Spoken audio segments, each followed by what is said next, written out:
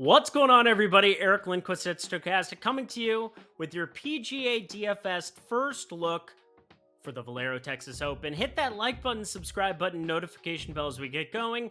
Goes a long way for me on this video. That way I can keep doing them. Goes a long way for you. You become a prize whenever great DFS content is going live here at our little neck of the YouTube woods. But I'm looking over at Prize Picks to start off. They're the sponsor of our lovely little program, and we still have no golf that is available yet. Per usual, that's kind of been the norm here for Tuesdays. All of that will be available to you on Wednesdays, but if you are watching on Tuesday, and we're pretty close away from this taco, Steph Curry, 23.5, I think I want more than that, that's for damn sure, but take advantage of those tacos on Taco Tuesday. They have great stuff like Wednesday. You can jump in for just $1 from like 3 p.m. till 6 p.m. You could put $1 on anything that you wanted to in the Prize Pick streets. Win up to 25x your money. You're putting 2, 3, 4, 5, or 6 player picks together. You're going to take more or less, and you're going to win money, especially if you have stochastic projections. So check it out. My dog wanted to say hello to everybody involved as well here as we're getting going, but we keep it moving. We keep it moving. I'm looking at a lot of the numbers over here for Prize Picks in the NBA streets today. Looks great, but can't wait for golf to come out. Make sure you check it out. If it's your first time joining us here, well, we won't start over on DraftKings, but here's how we do things. We are going to go from the Top Golfers tool, which is the premier tool at Stokastic, talk you through some of what we're looking at for the Valero Texas Open. Then we're going to jump over to Fantasy Cruncher. I'm going to help you out, show you something. I always try to think of something new to show everybody on how to do it, how to put groups together, how to upload your own columns, how to upload stuff from the Top Golfers tool and upload it directly to Fantasy Cruncher, things of that nature. If you ever have questions, hit me up at Eric Lindquist. I'm generally pretty agreeable with those things. Happy to help you out. And then we'll finish it out with building a DraftKings single entry lineup. Yes, single entry, keeping in mind some of the things that we're looking at. But we're starting at the Valero Texas Open. We're talking TPC San Antonio.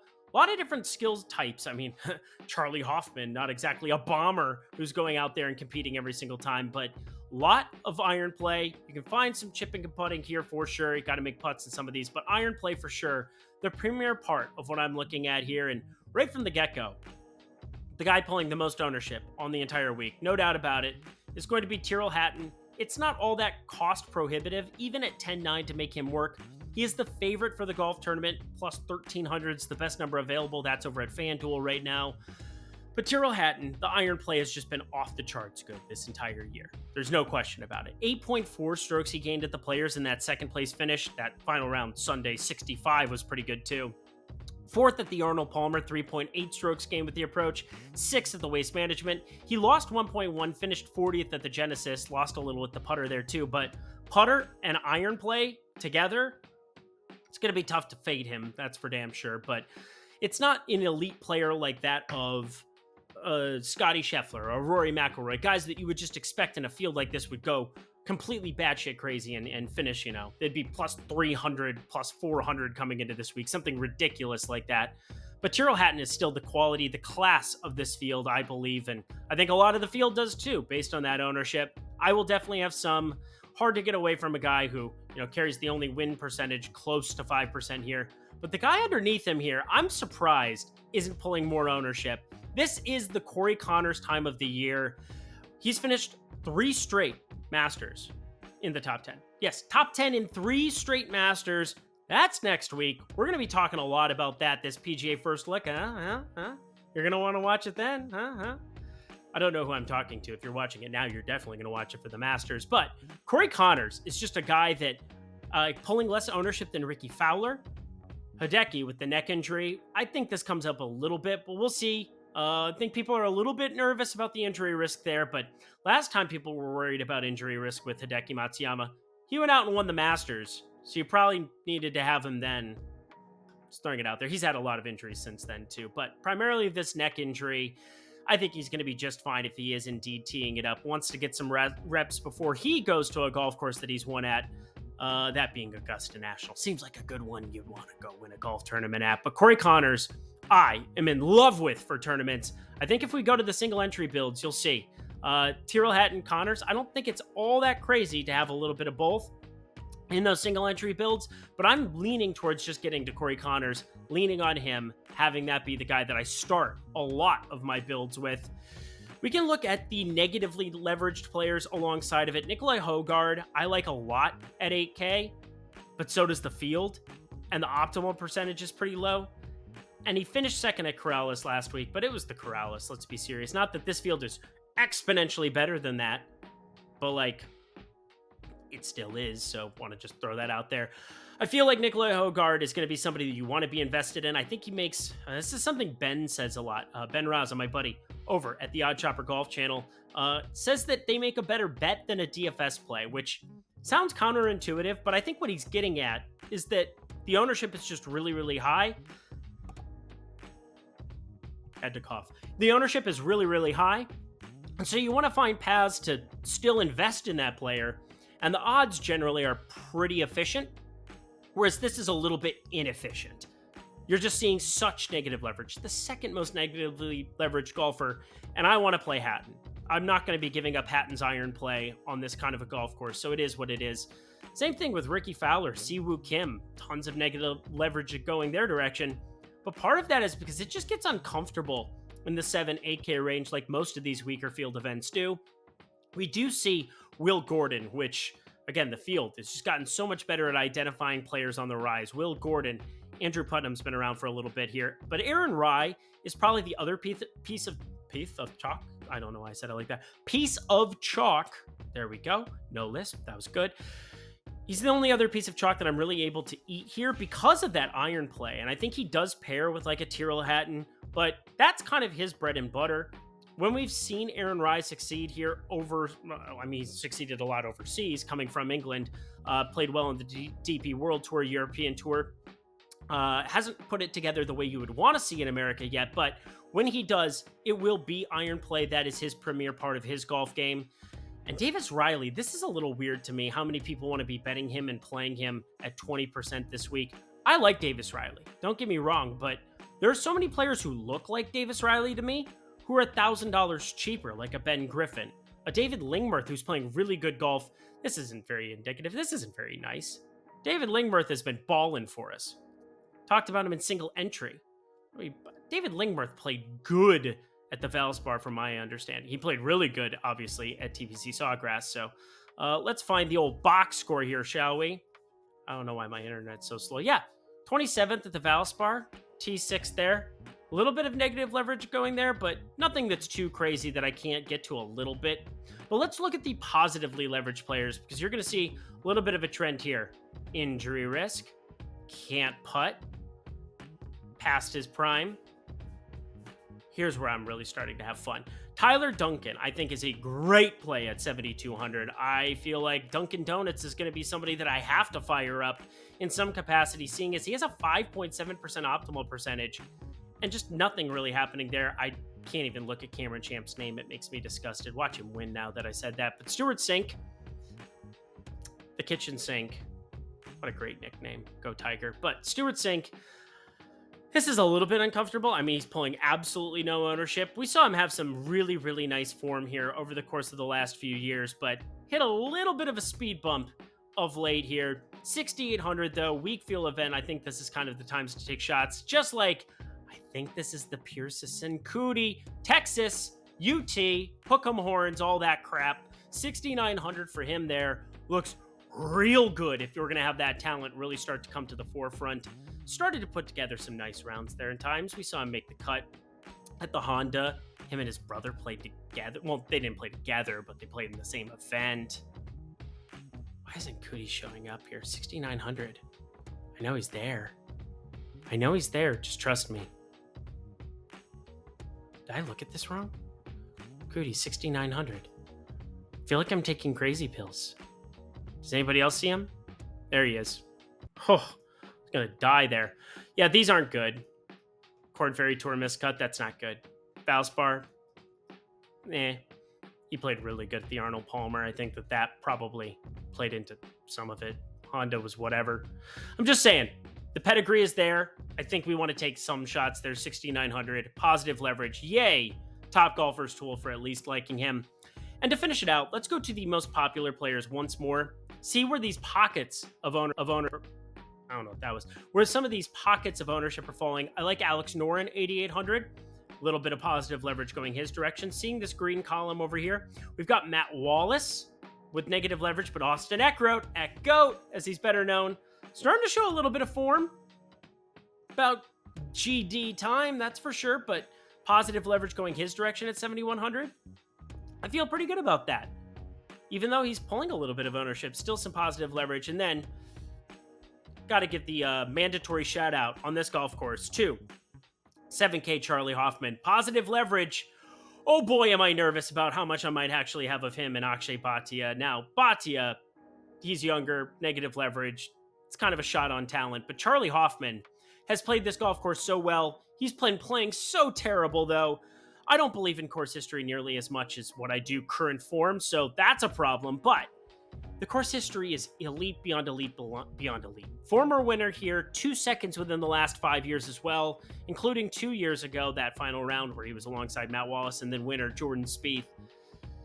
Yeah, he's going to make my single entry team probably, and I'm going to throw up, and I probably will deserve a good schlacking.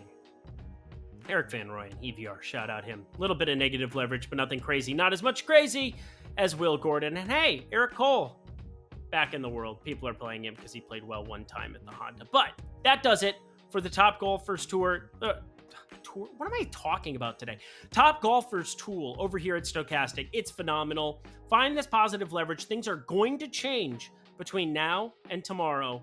So keep aware of that. But that does it here. Hit that like button too as we're moving across. We're what? The 11:44 range? All right. I got a little bit of time here. I don't really think there's a lot I want to talk about when it comes to Fantasy Cruncher. We've done some cool groups things. We've talked about setting max salaries that might be lower depending on the field. This one might be one where you definitely don't want to zero it out because you'll run into the same pockets of players. Don't believe me? Ask the dishes. They can sing, they can dance. Here we go. Let's just make 4 lineups quick. Oh, look at that, 50K. Oh, look at that, 50K. 2 of the top 4 projected lineups right now. Oh, God, Aaron Risen are projected. Top projected. I'm in pain. I wish the field was not there, that's for sure. But 2 50K builds here right from the get-go. This one, Sammy and Ben Martin, and you got so many keys you think I'm Valley Parking. That was low by, I don't know the artist. But either way, we have ways to change that. You simply change the setting there. We also have tee times. We've talked about tee time stacks before. That's pretty easy to do. You simply set groups. You add all the tee times from one stack together. See, look at this. I'm literally just, if it looks good in the morning, I haven't even looked at weather. I'm going to be dead honest with you, but you can group everybody together. The tee's off at this 7:31 a.m. out on the West Coast time and earlier. Of course, this golf tournament is being played not on the West Coast, so keep that in mind. But you can do the tee time stacks. We've talked about that. We've talked about setting key players where you don't want to get to super chalky players. You know what? I think that's a good reviewer. Let's do that. So Tyrrell Hatton is pulling 30% ownership. Actually, a little bit more. And Hogard, Siwoo Kim, Ricky Fowler. I think that there's some ways to play Tyrrell Hatton where obviously you can't play a lot of these guys. I mean, you put Hatton and Ricky Fowler together, you're really tight on salary, that's for damn sure. But as you move down the board, there's some lower owned pieces that I think you want to get some exposure to. So I think what I might do, just to show you for an example, we could do a group. And we're just going to call this the Hatton Tournament Group. Because we're going to have Tyrrell Hatton be the captain of it. Here we go. I'm the key player now. There we are. Tyrrell Hatton's going to be the key player. Now, all these other players that are pulling tons of ownership, we can slide to the right.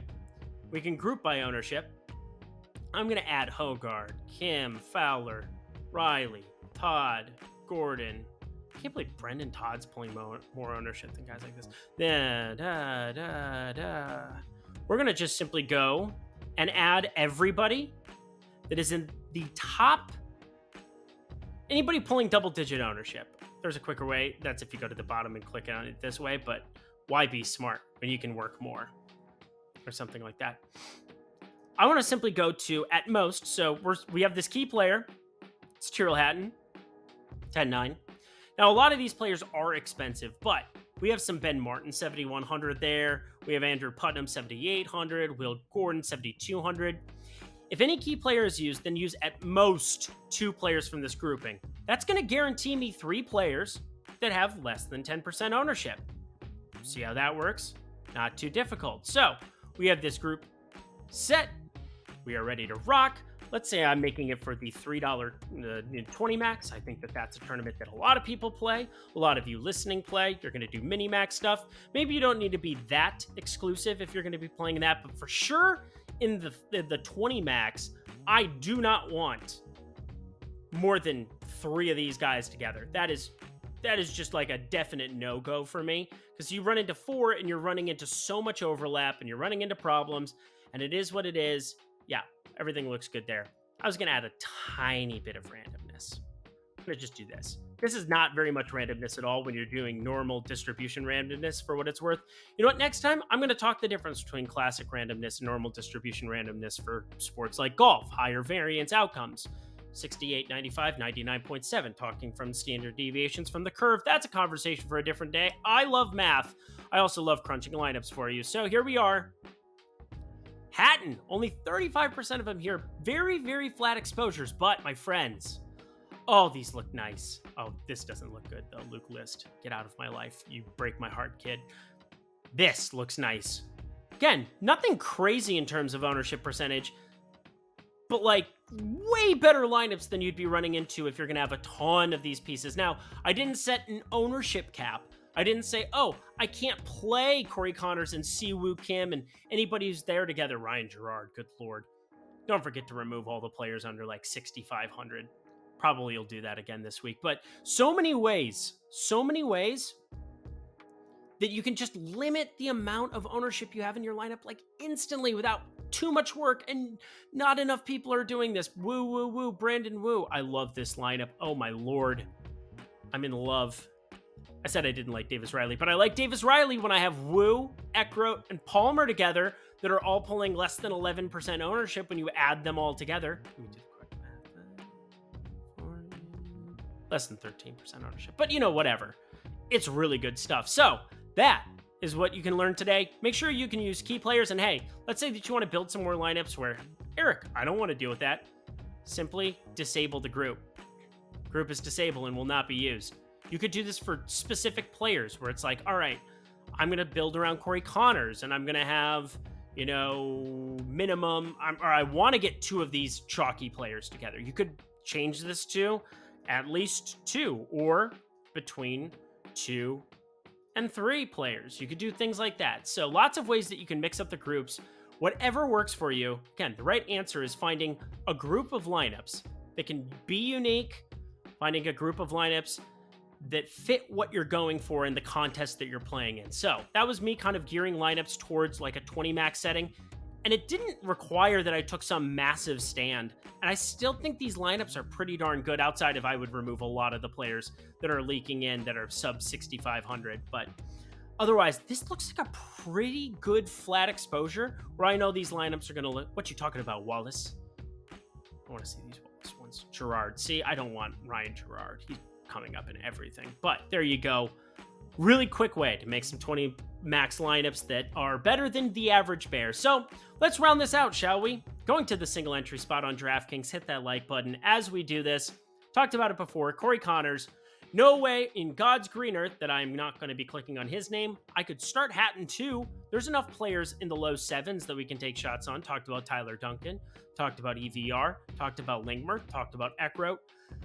But I think I'm going to try building here without one Tyrrell Hatton and kind of see how we go from there.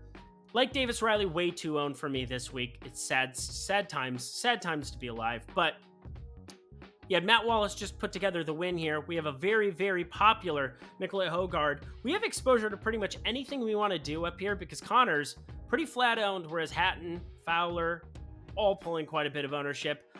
I'm going to bring up Alex Noren here. 8,800 feels like an overpay. I mean, it is an overpay. Let's be dead serious. 3 missed cuts. But these are the kind of spots where it's, again, iron play. I'm looking for these guys who could just string it together, maybe get hot in that department for a week. And 8,800, nobody is going to click on him. Nobody So might as well be us, right, fam? Thomas Dietrich. I'm very curious to see where his ownership lands come tomorrow, that's for sure, because I have interest. Yes, I do. I have interest. How about you? Aaron Rye, our next click, 7,900. No way. Jose. I was an Aaron Rye person forever. I had 2 weeks of malpractice where I just didn't click on him. And of course, T19 at the Players. That would have been nice to... It was better than other things I made at the Players Championship. That's for sure. Brandon Woo. Brandon Woo. Want to have him into the party as well. And then there are a number of ways that you can go about it. I only put 5 players into this lineup at a time. And I talked about Tyler Duncan. This feels like a spot to go. And this might look gross, but again, third, Honda, weaker field. Third, Corrales, weaker field. Tyler Duncan, I cannot believe he's not pulling more ownership than what we have in. Will Gordon pulling more. Eric Cole negatively leveraged as well.